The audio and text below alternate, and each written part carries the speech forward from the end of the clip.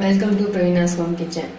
இன்னைக்கு ஸ்பைசியாக முறுமுறுன்னு ஒரு உருளைக்கிழங்கு ஃப்ரை தான் பார்க்க போகிறோம். அதுக்கு ஃபஸ்ட்டு ஒரு மசாலா ரெடி பண்ணணும். அதுக்கு ஒரு இரும்பு கடாய் சூடு பண்ணியிருக்கேன். அதில் கொஞ்சமாக நல்லெண்ணெய் சேர்த்துக்கோங்க.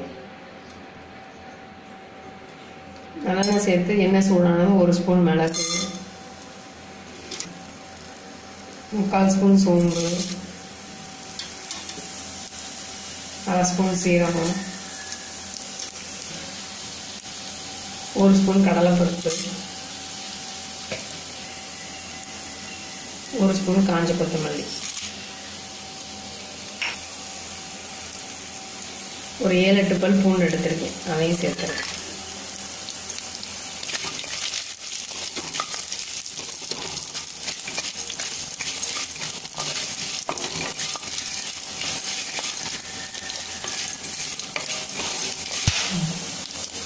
நம்ம சேர்த்து ஜாமான் நல்லா வறுப்பட்டு நல்லா வாசனை வரும்போது அடுப்பிலிருந்து இறக்கிடலாம்.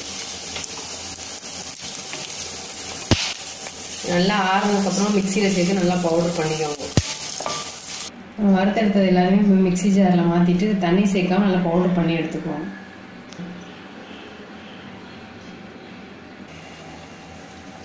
இப்போ அதே கடாயில் உருளைக்கிழங்கு ஃப்ரை பண்ணிடலாம். இன்னும் கொஞ்சம் நல்லெண்ணெய் சேர்த்துக்கோங்க.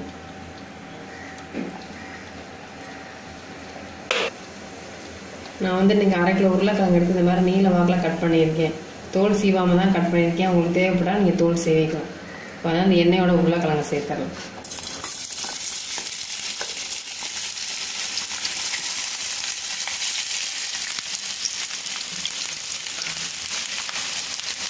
தேவையான அளவு உப்பு.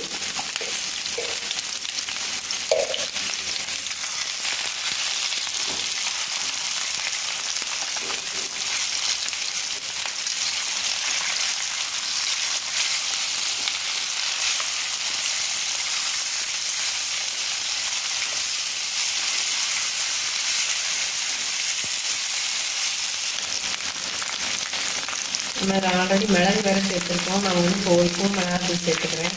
நீங்கள் காரத்துக்கு இந்த மாதிரி சேர்த்துக்கோங்க. 1/4 ஸ்பூன் மஞ்சள் தூள்,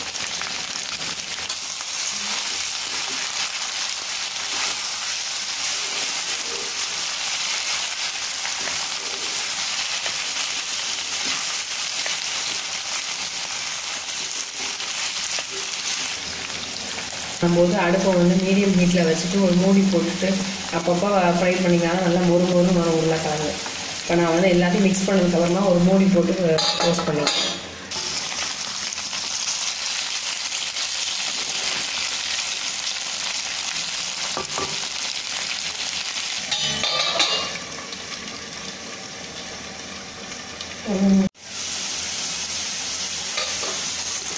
உருளைக்கிழங்கு நல்லா இந்த மாதிரி நல்லா 50% குக் ஆனோம்னா நம்ம அரைச்சி வச்சுருந்த பொடி அதோட சேர்த்துறது. இது ரொம்ப நைஸாக அரைக்காமல் இந்த மாதிரி குறகுறன்னு அரைச்சிங்கன்னா நம்ம சாப்பிடும்போது வாயில் கடிக்கும்போது நல்லா க்ரன்ச்சியாக இருக்கும். இப்போ இதோட சேர்த்துறேன்.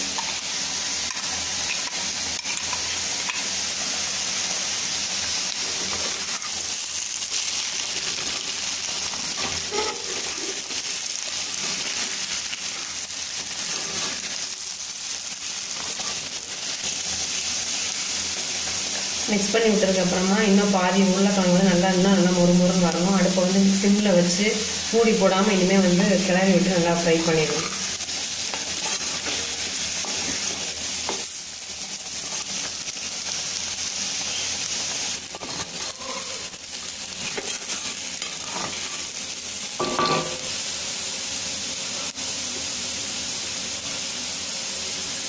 மொறுமொறுன்னு உருளைக்கிழங்கு ஃப்ரை ரெடி ஆகிடுச்சு. இதை கடைசியாக கொஞ்சமாக கருவேப்பிலையில் தூவிட்டு இறக்கிடுவோம்.